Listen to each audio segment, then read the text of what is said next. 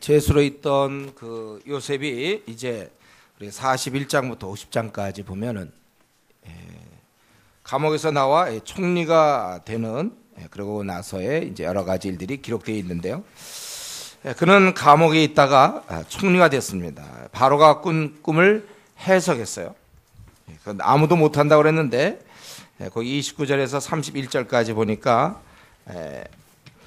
앞으로 7년 흉년이 들고 또 7년 풍년이 된다. 풍년이 들고 흉년이 된다. 그것을 해석을 했고, 그리고 중요한 것은 그가 아마 총리가 중요한 것은 그 해석 때문이 아니라, 그래서 이제 그것을 어떻게 대처할지. 34절에 보니까 감독관을 두 그 7해 풍년에 애굽 땅의 5분의 1을 거두되, 이렇게 돼 있어요. 지난번에 창세기 강의할 때도 얘기했죠. 바로 요 5분의 1. 이게 참 특이한 거라 그랬어요. 무슨 근거로 앞으로 풍년 7년, 흉년 7년 어느 정도 될 줄 알고 미래 14년을 내다보면서 5분의 1을 제시했는지. 보통 경우는 그거 아니겠어요? 그냥 풍년일 때 많이 모아놔라. 한없이 모아놔라. 그리고 흉년을 대비하라. 보통 그럴 텐데 무슨 근거로 5분의 1이냐. 왜 5분의 2가 아니죠? 앞으로 흉년이 어느 정도 들 걸로 생각해서 하여튼에 5분의 1 요거. 그러자 이 왕과 신하가 아주 좋게 여겼다 그랬죠. 37절에. 그러고 나서 41절에 보면 바로가 그를 총리로 임명하는 것입니다. 그러니까 꿈 해석과 마찬가지로 해결 방안도 바로 하나님이 그에게 주신 거예요. 비록 그는 이제 죄수의 몸으로 있다 나왔지만 적어도 이 순간 그는 얼마나 권위가 있는 거겠습니까? 그죠? 이 꿈을 알게 하시는 분은 하나님이시고, 그리고 나서 앞으로 7년 풍년, 7년 흉년이 되는데 이거를 대처하기 위해서는 5분의 1을 모아야 된다. 이렇게 딱 얘기했을 때 이 부분 얼마나 그 권위가 있고 당당합니까? 세상 사람들이 볼 때도 거기 보니까 38절에 이와 같이 하나님 영에 감동된 사람을 우리가 어찌 찾을 수 있으리요? 이 질문에 대해서 답이 뭐예요? 있으리요? 없다 그거잖아요. 없다. 그리고 너와 같이 명철하고 지혜 있는 자가 없다라고 39절에 또 그렇게 얘기했습니다. 아주 짧은 시간에, 아주 짧은 시간이지만 요셉에게서 나오는 그 어떤 것, 이런 것을 느낀 거예요, 세상 사람들이. 그래서 너와 같은 자가 없다 이렇게 얘기했습니다. 사실 우리가 이 세상을 살아가면서 주위 사람들에게 보여줄 것이 바로 이겁니다. 뭔가 다른 거. 그 영광스러움이 이 요셉에게 있었어요. 그에게는 뭔가 그 다른 영에 감동된 그런 것을 느낄 수 있었단 말이에요. 하나님의 자녀인데 말이죠. 뭔가 달라도 달라야 되지 않습니까? 우리가 이 땅을 살면서. 성령님께서 우리와 동행하심으로써 우리는 세상에 살지만 그 뭔가가 달라야 돼요. 그 뭔가를 설명할 수 없어요, 저는. 그냥 느껴야 돼, 우리가. 뭔가 다르다. 이런 게 우리한테 나아야 된다는. 그것이 어떤 기쁨? 제가 생각할 때 어떤 감사? 보통 그런 상황에서 불평하거나 그럴 텐데 감사가 나오거나 아니면 굉장히 기뻐하거나 아니면 어떤 분별일까요? 분별?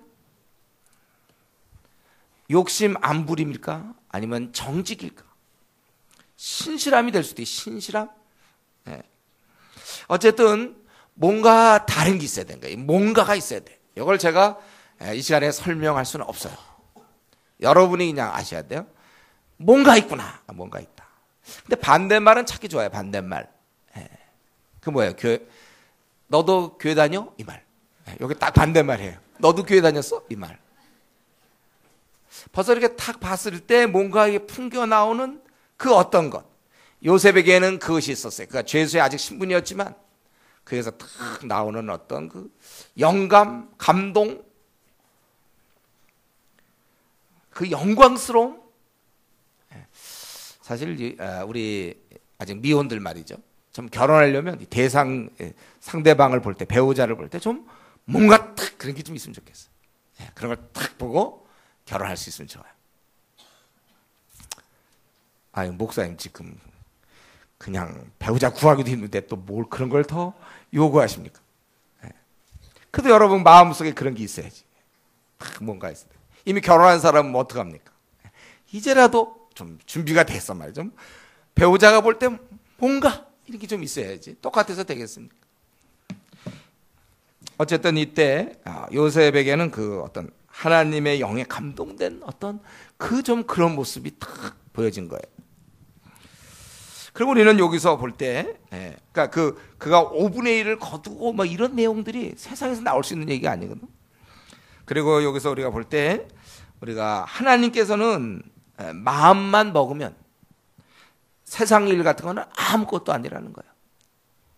순식간에 죄수에서 대제국 이집트의 총리가 되는 것입니다. 이때 하나님께서 사용하신 것은 간단해요. 그냥 꿈 하나, 꿈 하나로 그를 총리 만드는 것입니다. 보통 꿈을 꾸면 우리 잊어버릴 때가 많아요. 이때 이 바로도 잊어버릴 수가 있었는데 그 꿈이 하도 지독해서 거기 보면은 그 41장 그가 꿈꾸면 보면은 19절에 보니까 막 그 뒤에 또 약하고 심히 흉하고 파리한 7 암소가 올라오니 그같이 흉악한 것들은 애굽 땅에서 내가 아직 보지 못해. 아무리 왕이라도 꿈을 꾸지 않을 자유가 없죠. 아무리 왕이도 꿈을 꾸게 하시면 꿀 수밖에 없는 거예요. 근데 막 꿈에서 막 이런 아주 양 지금까지 보지 못한 흉악한 막 7 암소들이 막 설치고 있으니까 그걸 까먹을 수가 없어요. 근데 그것들이 한 것은 또 처음에 아주 7 살찐 소를 먹었다는 거예요. 사자가 나타나서 먹었으면 괜찮아요. 그건. 근데 소가 소를 먹어. 이거는 뭐 자고 나서 무슨 꿈까지 모르겠다 할 정도가 아니죠.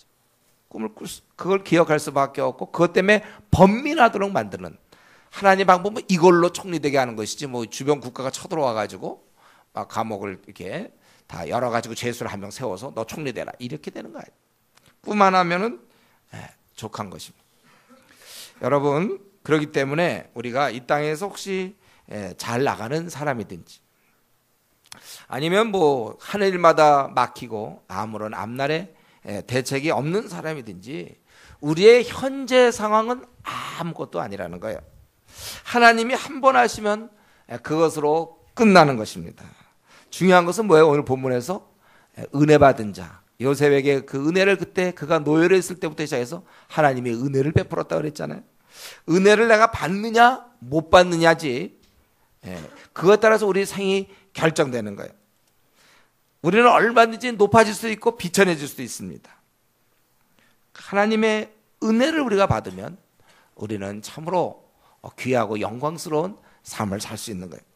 그렇기 때문에 우리가 조심해야 됩니다. 내가 뭔가를 이룰 수 있다는 생각. 사실은 내가 하는 게 아니고 그것도 다 하나님이 허락해 주셔야 되는 것이고 최종 재간은 그분이 내신다는 사실. 그렇기 때문에 우리가 막 머리 굴려가지고 내가 신앙도 팽개치고 하나님 경유하는 것도 다 놔둔 채 회사에서 더 일하고 성경 볼 시간에 더 다른 거 더 하고 더 자기가 출세해 보려고 뭘 이루어 보려고 또 사람과의 대인관계 신경 쓰고 그런 걸로 해서 우리가 올라가는 게 아니에요. 하나님이 제가 해주셔야만 모든 게 이루어지는 것입니다. 우리 한나의 그런 감사기도 이 고백이 우리의 신앙이 되어야 됩니다. 여호와는 죽이기도 하시고 살리시기도 하시며 스올에 내리게도 하시고 거기에서 올리기도 하시는도다. 여호와는 가난하게도 하시고 부하게도 하시며 낮추기도 하시고 높이기도 하시는도다. 이전에 그 신앙인의 그 고백이 바로 우리의 고백이 되어야 돼요. 사무엘상 2장에 있는 그 한나의 기도가. 그렇기 때문에 현재 자신의 상태 때문에 위축되지 마세요, 여러분들. 우리는 난 가정도 이렇고 뭐 학벌도 그렇고 나에게 주어진 건 이거. 그래서 위축돼서 그냥 될 대로 되라. 그냥 세상 친구가 어울려 놀고 될 대로 되라. 여러분 절대로 위축될 필요 없어요. 뭐예요? 하나님께 은혜 받으면 한순간에 우리는 세상에서도 우리가 높아질 수 있는 거예요. 또 자기가 지금의 현재 주어진 그런 직위나 현재 그런 것 때문에 또 우리가 교만해져서도 안 됩니다. 그저 우리가 할 일은 하나님 앞에 겸손하게 나아가는 거예요. 오직 그분만을 바라보며 더 의지하는 것입니다. 모든 결정은 그분이 하시기 때문에 우리가 은혜를 사모해야 되는 거예요. 너의 행사를 여호와께 맡기라. 그리하면 내가 경영하는 것을 이루리라. 그렇게 되어 있어요. 여러분, 세상에 혹시 우리가 힘 없는 자고 돈이 없고 또 앞에 아무런 이런 확실한 길이 보이지 않는 자라 할지라도 여러분, 우리는 무에서 유를 만드시는, 죄수에서 총리를 만들 수 있는 하나님께 여러분 소망을 두어야 되는 것입니다. 그러면서 한 가지 더 생각할 것은, 그럼 왜 고난을 주시는가? 왜 하나님은 성도에게 이런 낮아짐, 고난, 역경을 왜 주시는가? 좀 안 주시면 안 됩니까?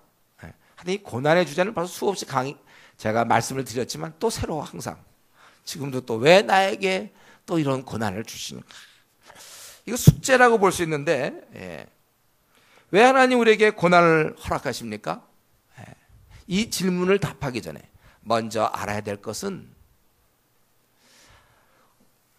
우리 인생이 이 땅을 살아갈 때 가장 중요한 것은 아담하가 타락하고 그 다음에 우리가 이 타락한 이 신라곤을 지나가면서 가장 중요한 것은 하나님과의 교제 회복이며 하나님과 그리고 나서의 동행이에요. 이게 제일 중요한 것입니다. 천국에 우리가 가면은 저절로 이루어지겠지만 천국 가는 그 여정에서 이것은 부단히 노력을 해야 돼요. 그래서 우리가 그래야 아주 부단히 노력해야 하나님과 동행이 이루어지지, 잠시 방심하는 사이에 어느새 성경을 등한히 하고 기도 생활을 등한히 하는 것이 저와 여러분의 모습입니다. 그래서 이면에서 성공한다면 우리 인생을 성공한 것이요, 이면에서 실패한다면 다른 거 다 얻어도 실패한 거예요. 하나님과 동행, 이 부분을 꽉 쥐어야 된다는 거예요. 그러니까 마귀는 어떻게든지 하나님과의 그 교제, 친밀한 교제를 깨려고 하는 것이고, 방법은 여러 가지, 죄를 짓게 하거나 세상의 유혹이나 돈의 욕심이나 하여튼 어떻게든지 해서 성경 안 보게 하고 기도 생활 못하게 하고 하나님과 교제의 그 뜨거움을 다 식게 만드는, 그래서 이제 그렇게 되는 사람이 우리 한국교회에 많다고 그랬어요. 바로 썬데이 크리스찬들, 미지근한 신자들. 이건 다 마귀의 포로로 지금 포로 잡혀 있는 거예요.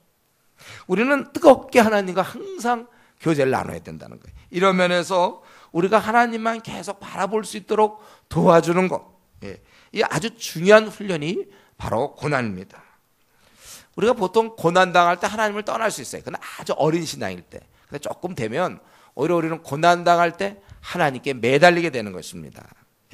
그래서 한번 간절히 자기가 취직이든지 결혼이든지 무슨 시험에 패스하는 거든지 어떤 자식의 문제든지 이런 것 때문에 간절히 매달리다 보면, 그래서 거기서 문제 해결을 받고 그 하나님과 동행하는 걸 경험을 갖고 남은 생을 우리가 하나님과 계속해서 교제 나눌 수 있는 것입니다. 그러니까 이거 한번 딱 이 자기가 체험적으로 이걸 경험해 봐야 돼요. 그래서 모태 신앙들이 힘이 없는 이유는 자기 신앙이 아니야. 자기가 정말 심한 환난과 고난에서 그때 부르짖어서 하나님과 만나고 그것이 너무나 짜릿하고 귀하고 평생을 잊지 못하고 그래서 늘 하나님께 충성하게 되는 것입니다. 이때부터가 진짜 신앙이라고 얘기할 수 있고, 우리가 보통 얘기하는 체험신앙, 그냥 주어진 것이 아니라 자기가 알고 있는 하나님을 섬기는 것이죠. 그래서 이런 면에서 볼 때요, 그냥 그 하나님의 도우심 별로 필요 없는 사람들, 예를 들면 솔로몬 같은 경우 일찌감치 그는 하나님과 어떤 그런 개인적인 체험 없이 이미 하나님을 의지하지 않아도 되는 그 단계에 들어갔어요. 결국은 나중에 쓰러지는 것이죠. 다윗은 그에 비해서 하나님만을 바라볼 수 없는 상황에서 하나님과 밀접한 관계가 된 상태에서 객관적으로 하나님을 의지하지 않아도 되는 왕의 그런 위치가 있더라도 그는 계속해서 하나님과 동행한 것입니다. 그래서 우리가 사실은 여러분들이 잘 되기 전에, 잘 나가기 전에, 보통 세상 말로 잘 나간다, 그 전에 한번 깊은 하나님과의 만남이 필요하고 깊은 고난이 있어야 될지 몰라요. 그러고 나서 그 다음부터는 아무리 하나님이 우리를 높이셔도 우리는 내려가지 않아요. 잘 안 내려간다는 것이죠. 미리 올라가면 안 돼. 좀 더 정리해 본다면 마귀는 어떻게 하든지 하나님과 우리 사이를 내게 해서 우리를 쓰러뜨리려고 하는 것이고, 반면에 하나님은 어떻게 하든지 우리 자녀들이 함께 동행하기를 원하시고 계신다는 거예요. 그래서 이런 과정을 잘 거쳐서 좀처럼 하나님을 떠나지 않도록 그렇게 하시는 것입니다. 그렇기 때문에 고난은 하나님의 선물이라고 얘기할 수 있어요. 우리를 향한 부르심입니다. 그러니까 하나님께서 고난을 보낸 거야, 이 땅에. 너희들 고난, 니들 할 일이 있는데 가서 돌아다니다가 저 좀 빈둥빈둥거리는 애들 있잖아. 미지근한 애들 가서 밀어라, 그거예요. 그러니까 이 고난은 천국에서 파송된 일꾼들입니다. 그래서 다니면서 너무 나태하고 있는 사람들 있잖아요. 정신 못 차리고 있는 사람. 그 멍 때린다고 그러죠. 멍 때리는 친구들. 찾아가는 거예요, 고난이. 그래서 너 기도하게 만들고.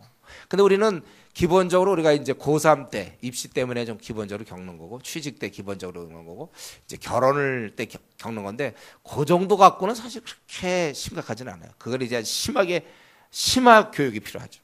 심화 고난. 결혼 문제로 아주 그냥 한 3개월 고민하다가 됐다. 3개월 갖고는 안 돼. 한 몇 년을 아주 심화될수록 우리가, 아니면 입시 때문에, 대학 입시 때문에 몇 년을 고생한다. 취직 때문에 몇 년 동안 안 돼서 끙끙대면서 하나님께 울부짖는다든가, 자녀 문제도 마찬가지고, 우리가 또 이런 비슷한 문제, 또 어떤 병에 대해서 불치병이라든가, 우리가 이런 면에서 여러분 지금까지 혹시 일이 잘 안 풀리고 어려움을 겪고 울었던 것은 다 하나님 아버지의 뜻이 있었던 거예요. 그러므로 우리는 이 고난의 시간에 우리가 할 일은 더욱 하나님께 가까이 가면 되는 것이지, 고난의 역할이 미는 거거든요. 이때 좌절하거나 눈물 흘려서 되는 거 아닙니다. 그러니까 고난 때 울라고 하나님 보낸 것이 아니라 내게로 부르짖으라고 한 거예요. 그것이 바로 이 고난의 의미입니다. 그래서 우리는 고난에도 불구하고 감사하는 것이 아니라 고난 때문에 이제 감사하는. 그래서 우리는 앞날을 두려워하지 말고 기도할 것이요, 오늘 본문에 보여지는 바로 이 요셉도 바로 이거예요. 우리보다 앞서간 신앙인들로 다 이런 고난을 통하여 하나님을 가까이 간 것입니다.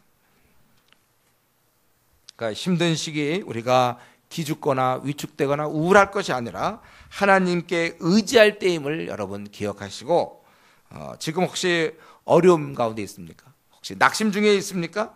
하나님을 더 의지하라는 거예요. 내 힘으로 안 되는 것이 너무 많다는 것을 고백해야 됩니다. 여호와여, 주의 이름을 아는 자는 주를 의지하오리니. 우리 시편 9편에 있는 것처럼 주를 아는 자는 이때 주를 의지하는 거예요. 이는 주를 찾는 자를 버리지 아니하심이라. 버리지 않는다고 그랬어요. 또 시편 40편 5절에 내 영혼아 내가 어찌하여 낙심하며 어찌하여 내 속에 불안해하는가. 너는 하나님께 소망을 두라. 이거는 지금 내 영혼아 네가 어찌하여 낙심하며, 내 영혼아 네가 어찌하여, 자기가 자기를 야단치는 거예요. 여러분, 그래서 자기가 정말 내가 왜 이렇지? 내가 왜 이렇게 우울하지? 내가 왜 이렇게 힘들지? 야단치세요. 아무개야. 여러분, 자기 이름 자기가 잘 부릅니까? 기회가 왔어요. 여러분, 집에서 혼자 기도하든지 어디 가서 아무개야. 아무개야, 너 왜 낙심하느냐? 자기가 낙심하고 있거든요. 내가 왜 낙심하느냐? 너희 아버지는 누구냐? 뭐 자기가 있잖아요. 자기를 향해서 여러분 기도하세요. 책망도 하시고, 내 영혼아 네가 어찌하여 낙심하며 어찌하여 내 속에서 불안해하는고. 너는 하나님께 소망을 두라. 그러니까 아무개야, 너 하나님께 소망을 두라. 그렇게 자기가 좀 얘기하세요. 하나님께 소망을 두라. 그가 나타나 도우심으로 말미암아 내가 여전히 찬송하리라. 계속 찬송하던 중에 고난이 왔어요. 이때 낙심하려는 자기를 보고 아무개야. 만약에 다윗이라면 다윗아 이렇게 얘기해. 너 왜 낙심하느냐? 자기를 야단쳐가지고 자기가 바라봄으로 여전히 찬양하게 된다는 것입니다. 자, 그러면 이제 죄수로 있던 그가 하나님께 은혜 받아서 끝까지 신앙을 버리지 않고 무려 17세부터 30세까지 13년 동안 그가 이런 환난을 겪고 어려움을 겪더니 드디어 총리가 됐다. 41장 끝. 거기 보면 46절에 보면 30세 총리가 됐다고 되어 있잖아요. 그래서 끝나고 그 다음 얘기하면 되는데, 그 다음에 42장, 43장, 44장, 45장 계속해서 이제 형들과 얘기가 나오죠.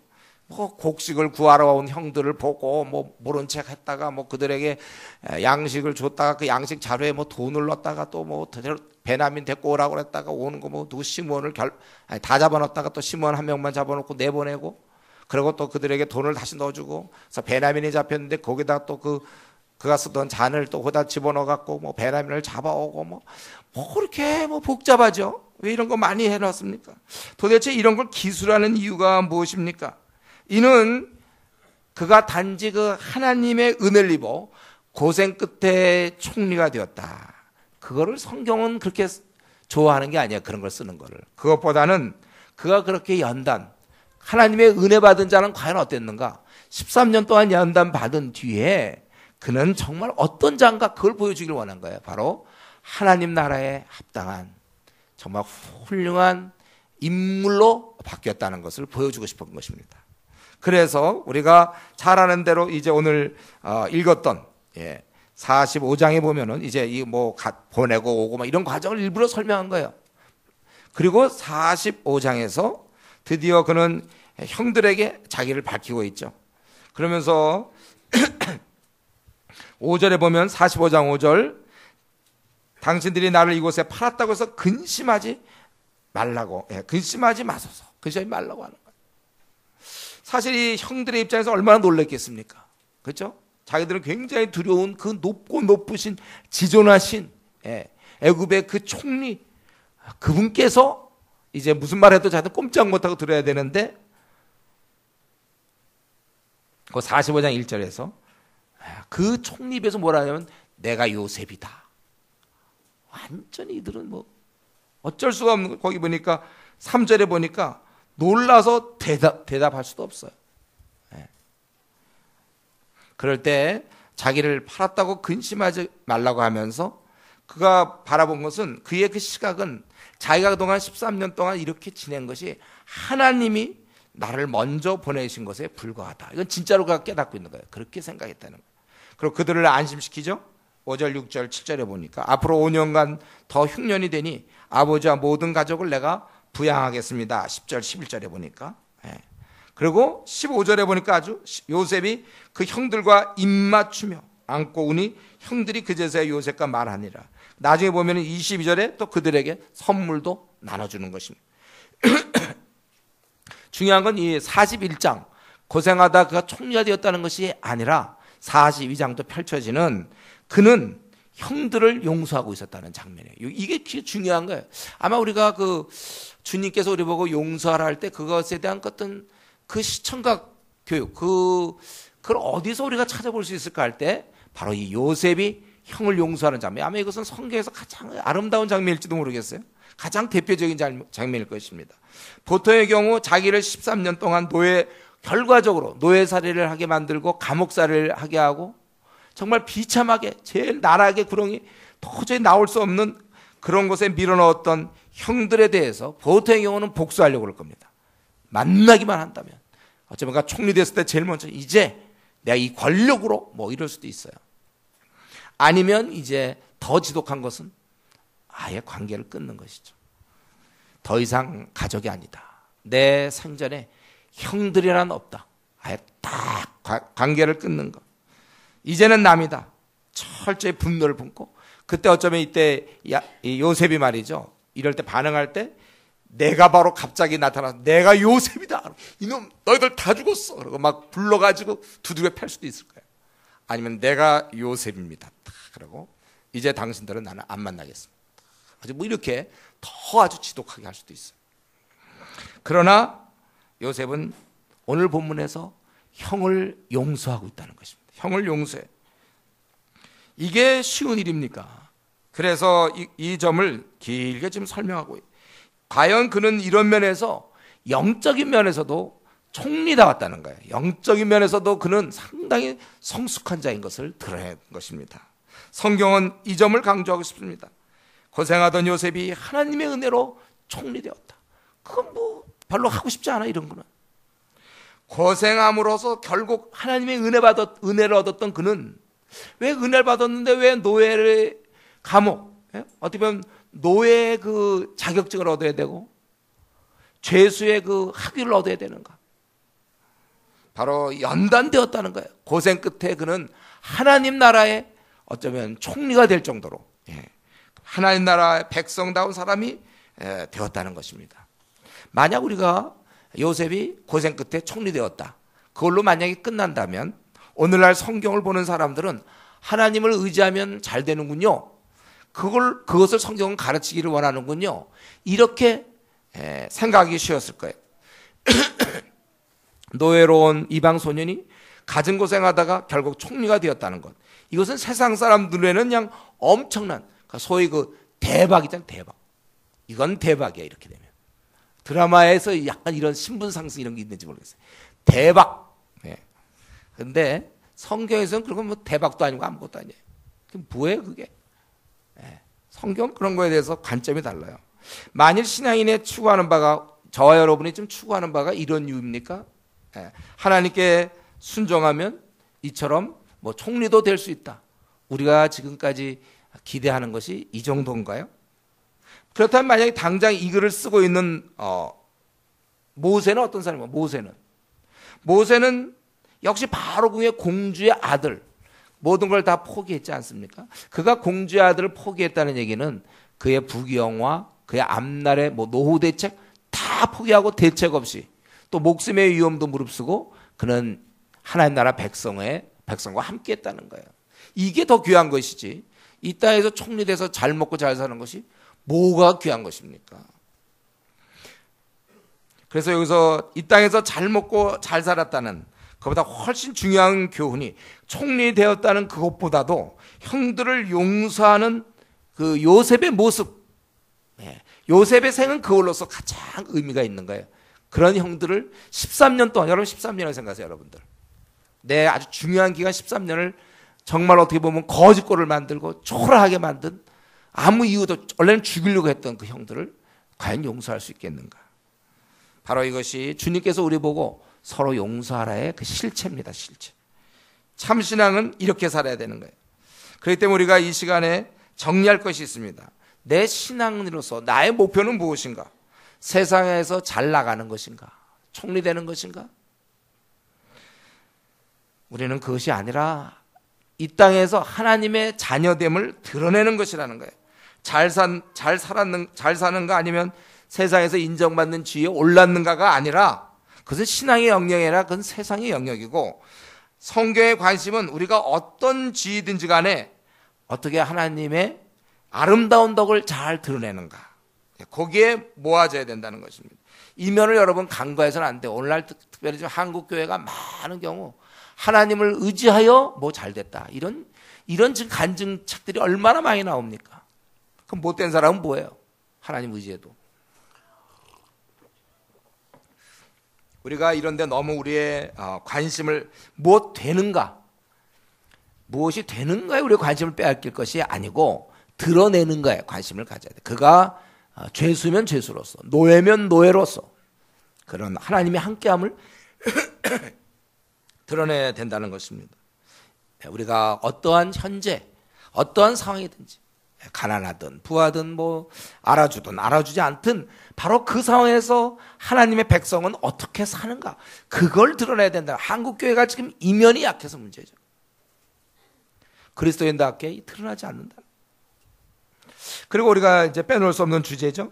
그 용서에 대해서 한번 우리가 생각해 보면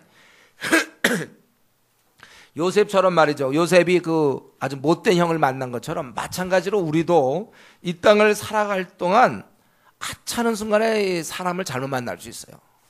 내 뜻은 아니지만 예를 들면 우리 부모를 잘못 만날 수 있습니다. 부모를 우리가 잘못 만날 수 있어요. 우리가 형제를 잘못 만날 수도 있습니다. 아니면 배우자를 잘못 만날 수도 있어요.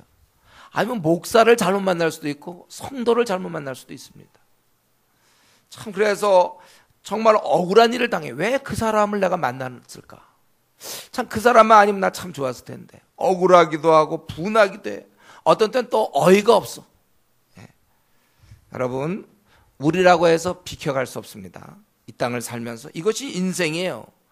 공중의 권세 잡은 자가 통치하는 이 땅에서는 뒤죽박죽된 일이 굉장히 많습니다. 왜 하필 그런 성도를 만나서 이 목사로서 고생하는가? 왜 하필 그런 목사를 만나서 나는 내 신앙 다 잃어버리는가? 그런 내 회사 동료를 만나는 바람에 또 우리 가정은 깨지게 되었는가? 왜 하필 내가 그 형제를, 그 자매를 만나서 나는 이렇게 되었는가? 내가 왜 하필 그런 자녀를 혹시 만나서 나는 이렇게 고통받는가? 그 부모를 만나서. 우리는 어쩔 수 없이 이 땅에서 우리 요셉이 하필 그런 형들을 만났는지 이해할 수 없지만, 그래서 이거 분통하고 속상할 수 있어요. 그러나 문제는 이때 우리의 반응입니다. 분노로 복수하려고 하는가? 그래서 보면 삐쳐갖고 이제 부부 사이 그런 경우 많잖아요. 혼자 곱씹고 있다가 겉으로 드러내지 않다가 어느 날 이혼합시다 딱 그러는 거잖아요. 이혼하자고 딱 그냥 전혀 생각도 못하고 있는데 그동안 그냥 속에서 부글부글 딱 하고, 그럴 때 드라마 같은 데서 많이 나오잖아요. 그런 거 이혼합시다 할 때도 막 화가 나서 이혼합시다 막 이러는 게 아니에요. 딱 아주 굉장히 침착하게 절제된 상태에서 종이 하나 딱 갖고 오고 이혼합시다. 전혀 예상도 못하죠. 그냥 타격을 주는 거예요. 상대방에게 복수, 그냥 한 대 쥐어박는 것보다 훨씬 센 거야 이게. 이때 우리의 반응은 복수. 그러나 성경에서 우리에게 요구하는 것은 용서입니다. 용서. 요셉이 자기를 죽이려 했던 형, 노예로 팔은 형, 자기 젊음을 고통 중에 보내게 했던 형을 입맞추고 안으며 선물 주던 그 모습처럼 용서하라, 그것입니다. 이 시간에 우리 자신은 지금 어떤 상태에 있습니까?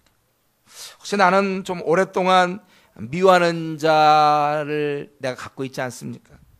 용서 안 한 채 마음에 이렇게 상처로 남아있는 그런 사람들이 있습니까? 이 시간에 그게 한 3년 전입니까? 5년 전부터 쭉입니까? 지금까지 이 시간에 내 마음에 미움으로 남아있는 그 사람을 내보내야 되겠어요. 그만 우리가 풀어줘야 되겠습니다. 주님의 용서로 우리가 용서해야 되겠습니다. 나를 과거에 괴롭히고 내 마음을 아프게 한 자를 이제는 그만 용서해 줄 것을 여러분 결심하십시오. 새 계명을 너에게 주노니 서로 사랑하라 그랬습니다. 그리고 이제 50장에 이제 쭉 지나보다 이제 50장에 우리 요셉의 모습 중에 과연 그가 연단받은 이후에 하나님의 은혜를 받은 자는 과연 어떠한 것인가?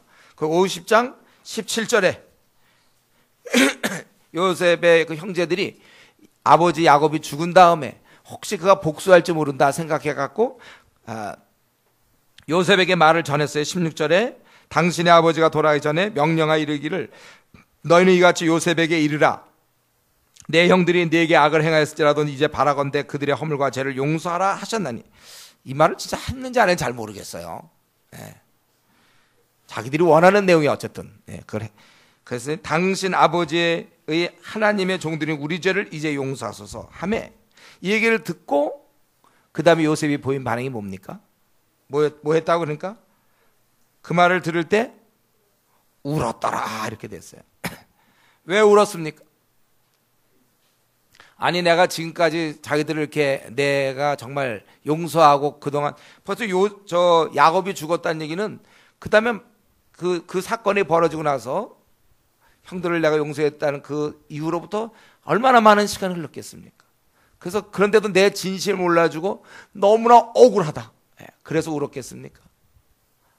자기의 이런 마음을 몰라주니 너무 속상해서 눈물이 났겠습니까? 제가 보기에는 그런 것 같지가 않고 형들이 지금까지도 이 문제 갖고 고통을 갖고 있구나. 그들의 오랜 죄의식, 그 고민, 그래서 항상 자기를 볼 때마다 힘들어했으며 세월이 많이 흘러가서 이제 아버지도 죽고 그랬더니 또 자기에 대해서 이렇게까지 와서 얘기할 정도로 벗어나지 못하고 있는 그 문제를 평생 안고 있는 이것을 바라보면서 연민의 정이죠. 연민의 정. 그랬을 때 그는 울었다. 과연 이것이 영적 총리의 모습이에요. 이런 눈물을 갖고 있었어요. 이는 보통 이렇게 잘 되고 그러면 교만하고 이런 게 다 없어지는데 워낙 국사에 바쁘고 뭐 이런 것, 그런 순전한 마음 다 굳어져 버리는데 그는 여전히 울 수 있는 그런 마음을 갖고 있었다는 것입니다.